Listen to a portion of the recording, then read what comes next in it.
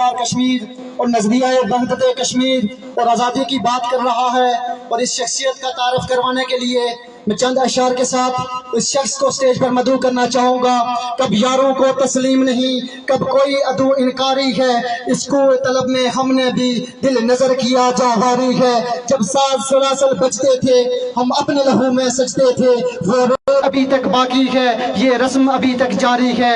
کچھ اہل ستم کچھ اہل خشم میخانہ گرانے آئے تھے، کچھ اہل ستم کچھ اہل خشم میخانہ گرانے آئے تھے، دہلیز کو چوم کے چھوڑ دیا، دیکھا کہ یہ پتھر باریک ہے۔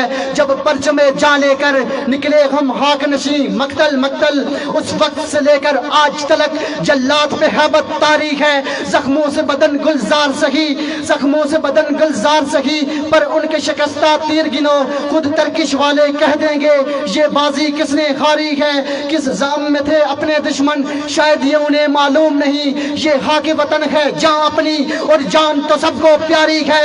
تشریف رکھتے ہیں زونل صدر جموں کشمیر اور گلگت بلتستان جناب ڈاکٹر توقیر گیلانی صاحب۔ نعرہ تکبیر، نعرہ کشمیر، دشمنوں کے دل پہ تیر، جیوے توقیر جیے توقیر، دشمنوں کے دل پہ تیر۔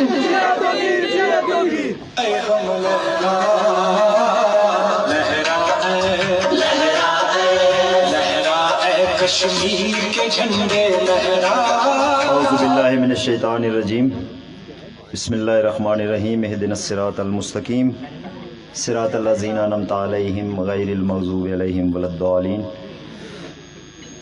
یہ رسیاں تو کھول دو، یہ تو اب اتار دو، ہم آدمی نہیں ہیں کیا، ہمیں بھی اختیار دو، ہمیں بھی اختیار دو کہ ہم بھی گفتگو کریں، ہمارے اپنے جشن ہوں ہم اپنی ہاؤ ہو کریں، ہمارے روز و شب رہین اذن غیر کس لیے، تمہارا کچھ لیا نہیں تو ہم سے بیر کس لیے، ہوس اگر کھلی رہی تو پیار مرتا جائے گا، تمہارا جبر اس فضا میں زہر بھرتا جائے گا، اور تمہارے حق میں جو بھی کوئی دلیل ہے فضول ہے، زمین مالکوں کی ہے مسلمہ اصول ہے۔ پنڈال میں تشریف فرما اور سٹیج پہ بیٹھے ہوئے انتہائی محترم اور معزز بزرگوں، دوستوں، نوجوانوں، عزیز بچوں، ناڑا کوٹ کے غیرت مند باشندوں،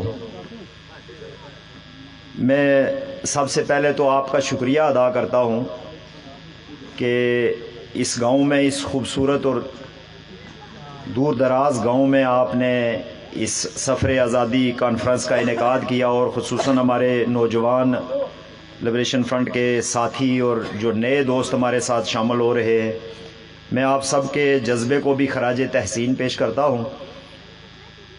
اور آج یہ جو جموں کشمیر کی قومی آزادی مگر کیسے نامی کتاب اور ہمارے بزرگ محمد اسحاق عباسی صاحب کی کتاب کی یہاں پر ایک تعارفی تقریب بھی ہے ساتھ میں، تو میں ان کو بھی اس تاریخی خزانے میں اپنا حصہ ڈالنے پر خراج تحسین پیش کرتا ہوں۔ اور یہ بڑا اہم سوال ہے ریاست جموں کشمیر کے لوگوں کے پاس، گزشتہ 76 سال سے یہ سوال ان کے سروں پر منڈلا رہا ہے کہ ان کے وطن کی آزادی کیسے ہوگی۔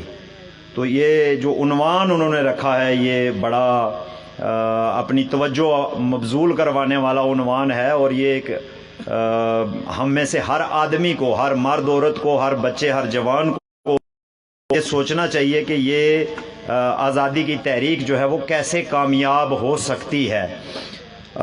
کسی نے احمد بن بیلا جو الجزائر کی آزادی کے رہنما تھے، ان سے سوال کیا کہ آپ نے آزادی کیسے حاصل کی ہے، ملے گی۔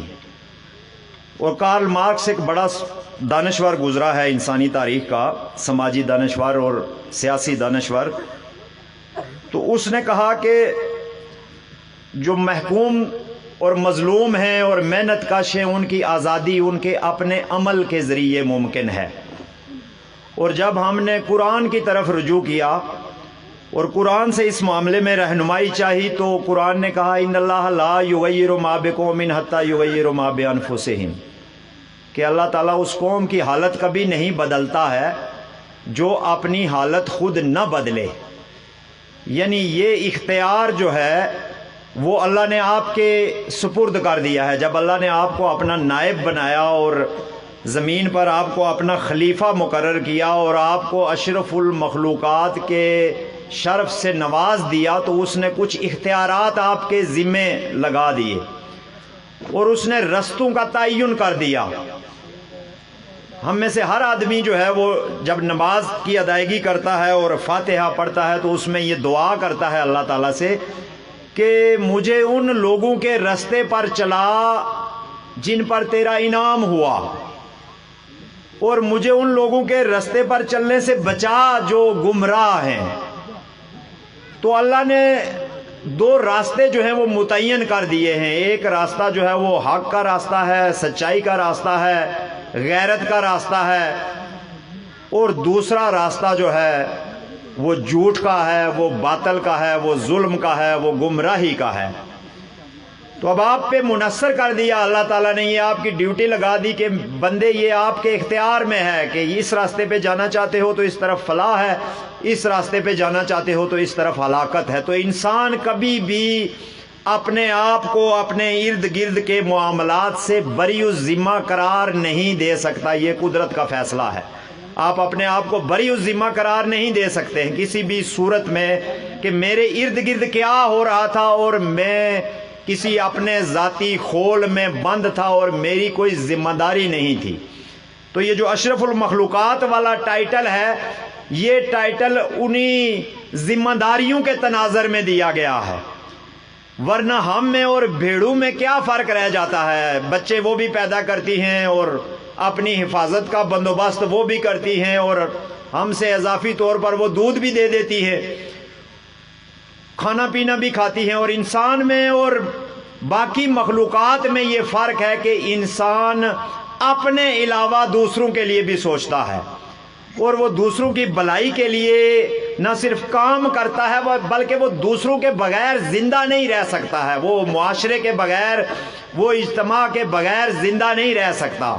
آپ میں سے یا ہم میں سے کسی کو بھی اگر کسی دور تنہا کسی جزیرے پر کسی جنگل میں چھوڑ دیا جائے تو شاید ہم اپنے ہی ڈر سے 2-3 دن کے بعد مر جائیں گے. اور ہمارے ارد گرد لوگوں کا ہونا بہت ضروری ہے اور اسی لیے ان لوگوں کا خیال رکھنا بہت ضروری ہے، ان کے بارے میں سوچنا بہت ضروری ہے. اور اس کو حقوق العباد کا نام دیا گیا ہے اور اس کے بارے میں کوئی معافی نہیں ہے. اللہ نے واضح طور پر کہا ہے کہ میں حقوق اللہ کو تو معاف کر سکتا ہوں لیکن حقوق العباد کو معاف نہیں کروں گا. تو محکوموں اور مظلوموں کے لیے